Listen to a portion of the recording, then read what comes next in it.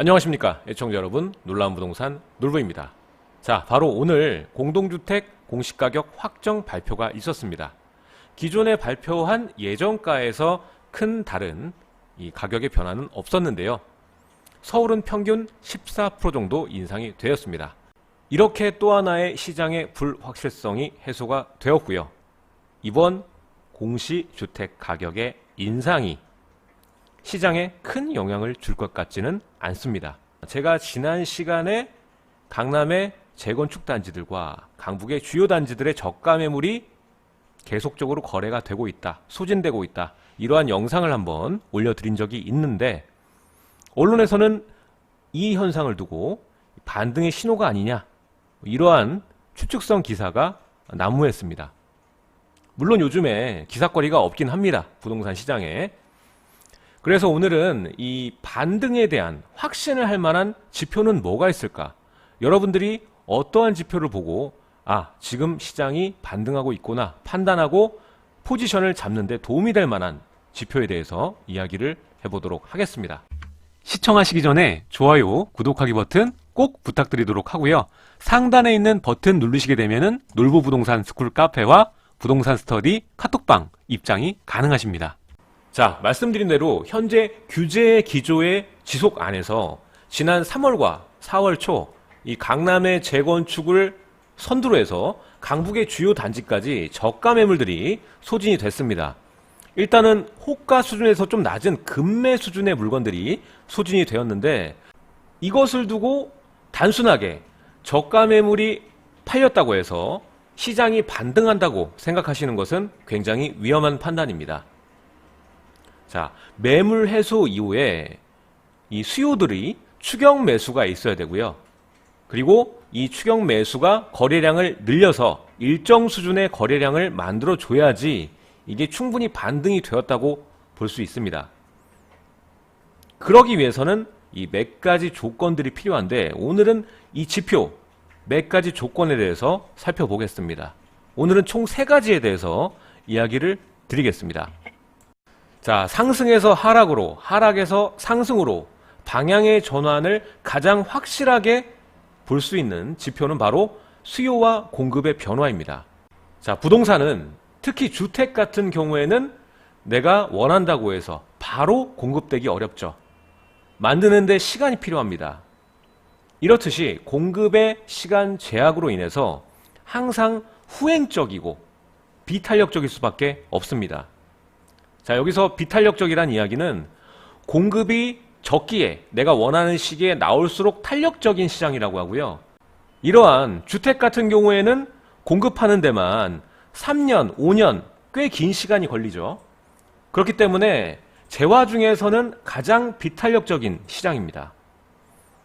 따라서 현재 시장이 좋다고 해도 공급 예정량의 변화만으로 추가적으로 공급량이 많다, 그러면은 이 심리에 아주 큰 영향을 미칠 수가 있습니다.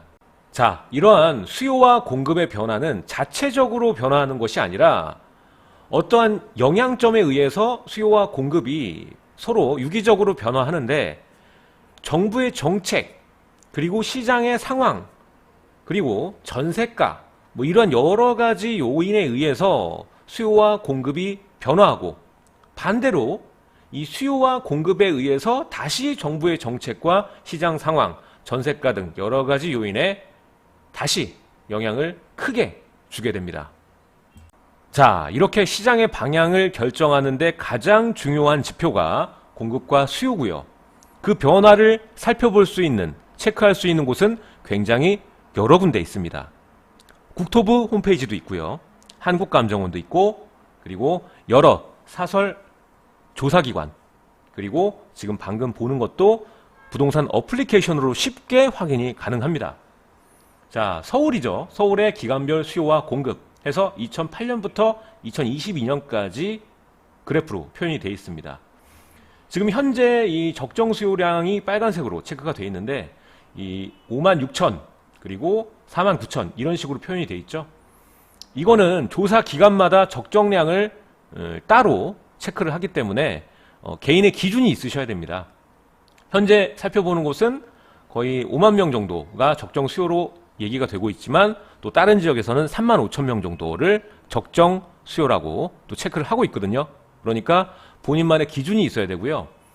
자, 보시면은 2018년 4만 4천, 그리고 바로 올해 4만 1천, 그리고 2021년부터 굉장히 공급량이 떨어지고 있습니다. 물론 추가적으로 계획이 돼서 2022년이나 21년 부분을 채울 수는 있지만 얼마 전에 발표한 주거종합 계획에서 보면 임대주택 비율 올리는 것도 그렇고, 이것도 뉴스로 난리가 났었죠.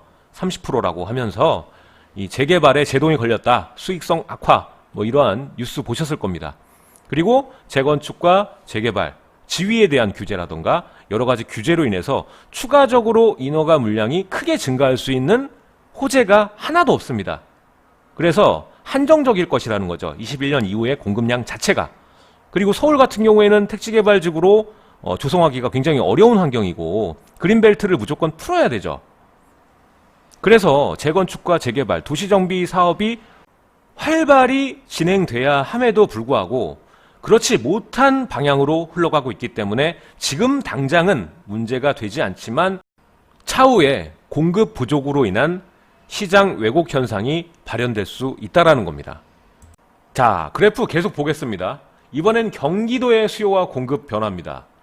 지금 경기도의 적정 수요량을 7만 명 정도로 보고 있는데 2018년 마찬가지로 역대로 최고의 공급량을 보이고 그 이후로는 꾸준하게 하락세를 이어가고 2022년 양은 6천 정도입니다.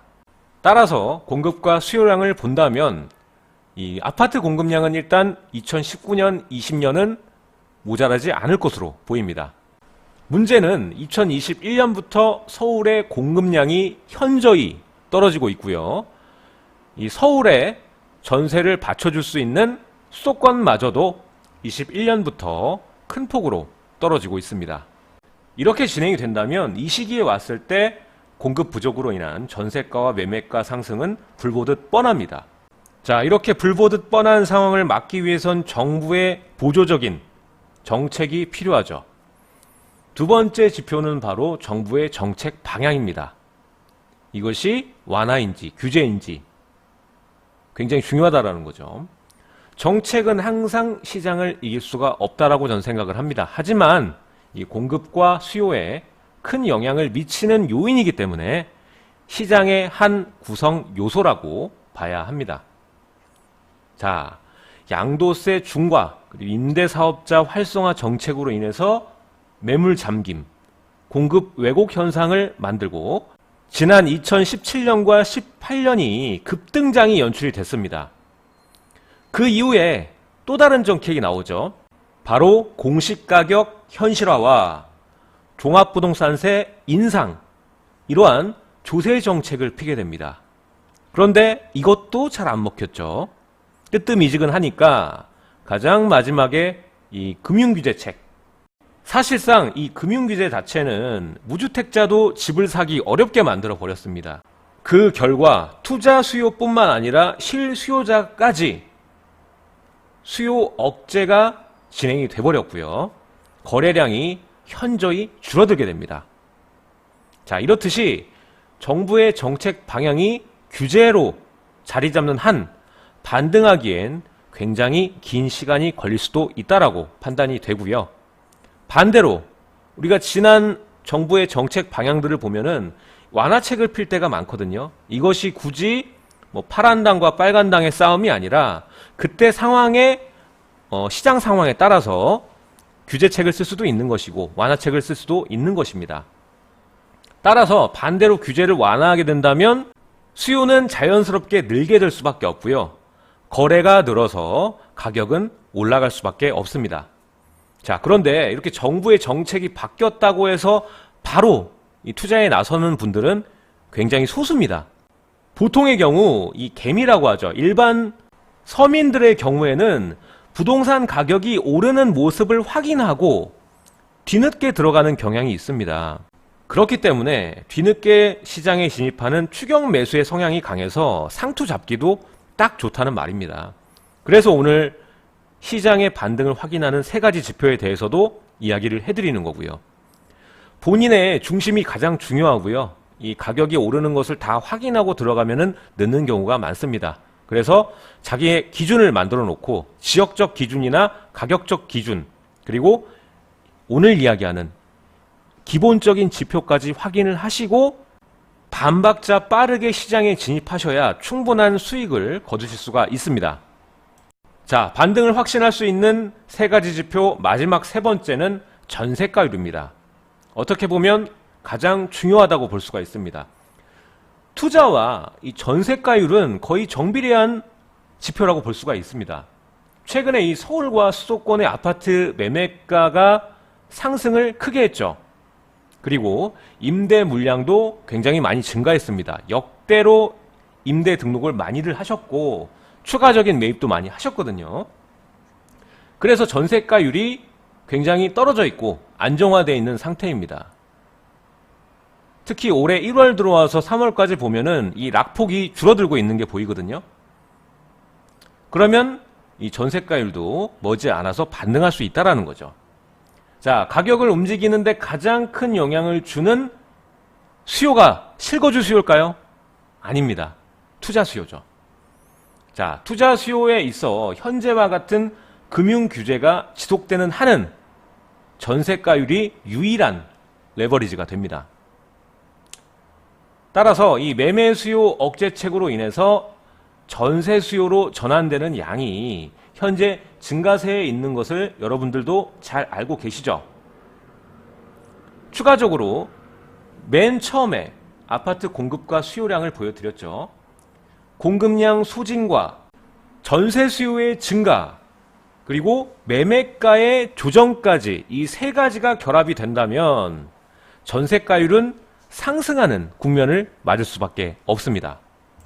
바로 그 국면이 부동산 가격의 반등 발판이 되는 것이죠. 자, 지금 보이시는 그래프는 9.13 대책 이후에 월별 아파트 전세가율 추이입니다.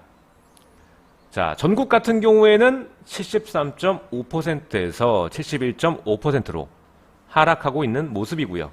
수도권도 마찬가지고 서울도 마찬가지입니다.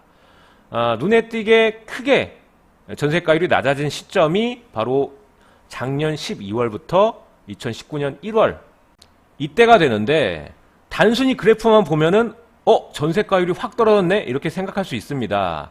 근데 1월이 이 공시가가 인상되는 달이기 때문에 이렇게 이 하락폭이 큰 것처럼 보일 수가 있습니다. 전세가가 떨어지지 않고 그대로 있는데 매매가가 오르게 되면은 그것도 전세가율이 떨어지게 되는 거거든요.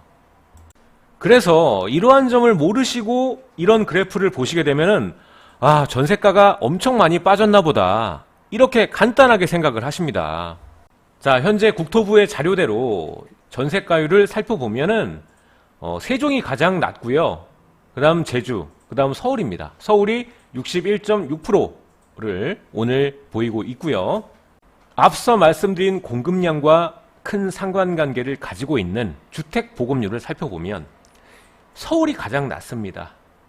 96.3%의 보급률을 보이고 있습니다. 그리고 차후에 정비사업이 제대로 진행이 되지 않는다면 이 보급률은 더 떨어질 것입니다. 자, 오늘의 결론입니다. 금리에 관해서 이야기를 많이 하고 싶은데 다음 시간에 금리에 대해선 이야기를 따로 만들어서 하겠습니다. 앞으로 당분간 저금리 기조는 유지가 될 상황입니다. 경제지표가 마이너스를 향하고 있죠. 그리고 이 저가 매물 소진만으로 반등을 확신할 것이냐? 이건 또 아니라는 겁니다. 저가 매물이 요즘 소진이 좀 됐지만 요거를 반등으로 확신하고 추격 매수를 하는 것까지는 아니다. 자, 현재 금융규제가 가장 강한 규제인데 요것으로 인해서 투자 수요의 턱이 높기 때문에 신중하게 접근을 해도 늦지 않습니다. 추가로 공급량을 체크를 꼭 하셔야 되고요. 전세가율 상승이 언제 되는지 그 기점을 꼭 확인하실 필요가 있습니다. 자, 현재 정부에서 규제 완화의 방향으로 선행할 이런 확률은 굉장히 낮죠. 그렇기 때문에 투자자 입장에서는 지금 급하게 움직이실 필요는 전혀 없어 보입니다. 이러한 지표들 확인하시고 틈틈이 체크를 하시면서 기사를 보셔야 되고, 아까도 말씀드렸다시피 이 통계의 오류가 있을 수 있거든요. 그리고 기간에 따라서 다른 변수가 있습니다. 이걸 모르고 그래프를 보면은 그냥 하락이다 상승이다라고 밖에 볼 수가 없어요. 이런 것들을 좀 아셔야 됩니다. 그리고 반대로 투자 수요는 여유가 있지만 실거주는 전 여유가 있다고 보지 않습니다. 현재 실거주 수요가 강한 지역은 이미 전세가율이 높은 상황입니다. 그동안 가격이 올라서 조금 떨어지긴 했지만 여전히 전세가율이 높은 편이거든요. 서울 평균이 60 초반인데 실수요 강한 지역은 70에서 80 나옵니다. 그냥. 그러니까 본인이 실제로 거주를 생각하고 접근을 하신다면 조금 더 과감하실 필요가 있다라고 저는 생각을 합니다. 물론 앞서 말씀드린 수요와 공급, 전세가율, 정책에 기반을 두고 지역 분석을 잘 하셔야 됩니다. 오늘 내용 여기까지 하도록 하고요. 여러분들 구독하기, 알림 설정 부탁드리도록 하겠습니다. 제 영상 좌측과 우측에 또 다른 영상들이 나가고 있으니까 마저 시청 부탁드리도록 하고요. 내일 또 새로운 소식으로 여러분들을 찾아뵙도록 하겠습니다. 지금까지 시청해 주셔서 감사드립니다.